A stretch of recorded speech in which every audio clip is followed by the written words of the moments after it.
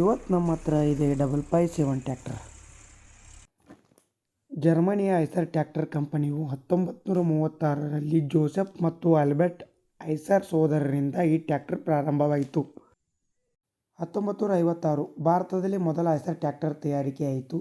ಮಂಡಿದೀಪ್, ಭೋಪಾಲ್ ಹತ್ತಿರ ಮಧ್ಯಪ್ರದೇಶದಲ್ಲಿ ಪ್ರಾರಂಭವಾಯಿತು. ಇದನ್ನು top motors and tractors limited ನಿರ್ವಹಿಸುತ್ತದೆ.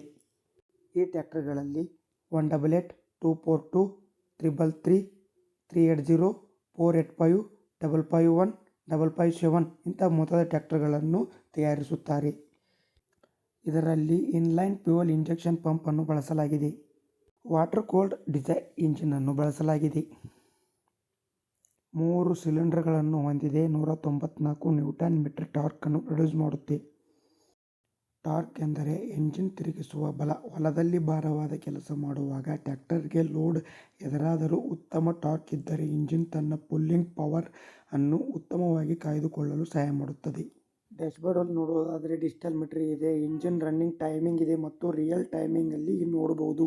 Synchronise side shift gear box.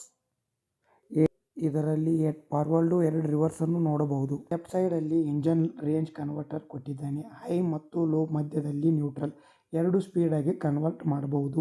Eicher ಟ್ರ್ಯಾಕ್ಟರ್ಗಳಲ್ಲಿ ಸಾಮಾನ್ಯವಾಗಿ ಮತ್ತು ನ್ಯೂಮ್ಯಾಟಿಕ್ ಮಾದರಿಯ ಪಿಟಿಒ ಲಭ್ಯವಿದೆ. ಇದು ಹೆಚ್ಚು ಇಂಧನ ಉಳಿತಾಯ ಮತ್ತು ಅತ್ಯುತ್ತಮ ಕಾರ್ಯಕ್ಷಮತೆ ನೀಡುತ್ತದೆ. ಐಸರ್ ಟ್ರ್ಯಾಕ್ಟರ್ಗಳಲ್ಲಿ ಪಿಟಿಒ ಕಾರ್ಯಕ್ಷಮತೆಯನ್ನು ಮತ್ತು ಅದರ ಬಳಕೆಯನ್ನು ಇಲ್ಲಿ ಕಾಣಬಹುದು. ಡ್ಯುಯಲ್ ಕ್ಲಚ್ ಮತ್ತು ಆಯಿಲ್ ಇಂಪ್ರೆಸ್ಡ್ ಡಿಸ್ಕ್ ಬ್ರೇಕ್ ಅನ್ನು ಈ ಟ್ರ್ಯಾಕ್ಟರ್ನಲ್ಲಿ ಬಳಸಿದ್ದಾರೆ. ಬ್ಯಾಕ್ ಸೈಡ್ 16-9-28 ಸೈಜ್ ಟೈರ್ ನೋಡಬಹುದು ಮತ್ತು ಫ್ರಂಟ್ ಕಡೆ ನೋಡುವುದಾದರೆ 6-50-20 ನಂಬರ್ ಟೈರ್ 2100 ಲಿಫ್ಟಿಂಗ್ ಕೆಪಾಸಿಟಿ ಇದೆ. ಸೈಲೆನ್ಸರ್ ಪೈಪ್ ನೋಡುವುದಾದರೆ ತುಂಬಾ ದೊಡ್ಡದಾಗಿ ಕಾಣುತ್ತದೆ. ನನಗೆ ಯಾಕೋ ಇಷ್ಟ ಆಗಲಿಲ್ಲ ಇದರ ಸೈಲೆನ್ಸರ್. ಟರ್ನಿಂಗ್ ರೇಡಿಯೇಷನ್ ನೋಡುವುದಾದರೆ ಟ್ರ್ಯಾಕ್ಟರ್ ಅತಿ ಚಿಕ್ಕ ಜಾಗದಲ್ಲಿ ಸಹಿತ ತಿರುಗಿ ನಿಲ್ಲುವ ಸಾಮರ್ಥ್ಯವನ್ನು ಹೊಂದಿದೆ. ಇದರಲ್ಲಿ automatic drip and drop control ಅನ್ನು ಕೊಟ್ಟಿದ್ದಾನೆ.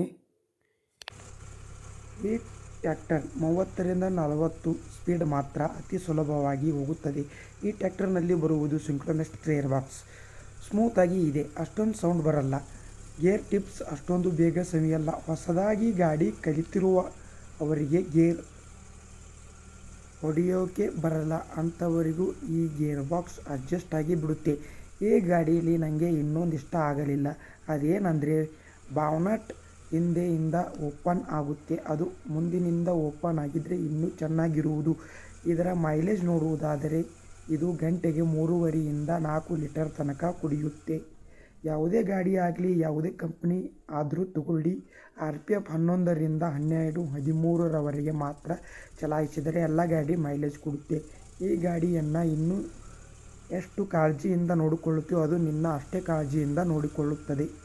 ಒಬ್ಬ ರೈತ ಟ್ರ್ಯಾಕ್ಟರ್ ತೆಗೆದುಕೊಳ್ಳಲು 8-10 ಲಕ್ಷದವರೆಗೆ ಬಂಡವಾಳವನ್ನು ಹಾಕುತ್ತಿರುತ್ತಾನೆ.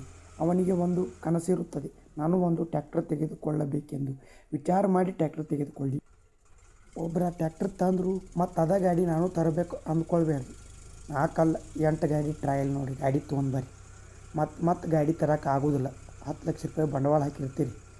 ಯಾರಿಗೇನು ರೊಕ್ಕೇನು ಹಂಗೆ ಬರೋದಿಲ್ಲ, ಎಲ್ಲರಿಗೂ ದುಡ್ದಾಗ ಬರುವುದು. ಯಾರಿಗೆ ಎಲ್ಲ ವಿಡಿಯೋ ಇಷ್ಟ ಆಗಿದ್ರೆ ಲೈಕ್ ಮಾಡಿರಿ, ಶೇರ್ ಮಾಡಿರಿ, ಕಮೆಂಟ್ ಮಾಡಿರಿ, ಹಂಗೆ ಫಾಲೋ ಮಾಡಿರಿ. ಇನ್ನೂ ಹೆಚ್ಚಿನ ವಿಡಿಯೋಗಳಿಗಾಗಿ ಸಬ್ಸ್ಕ್ರೈಬ್ ಮಾಡಿರಿ. ಧನ್ಯವಾದಗಳು.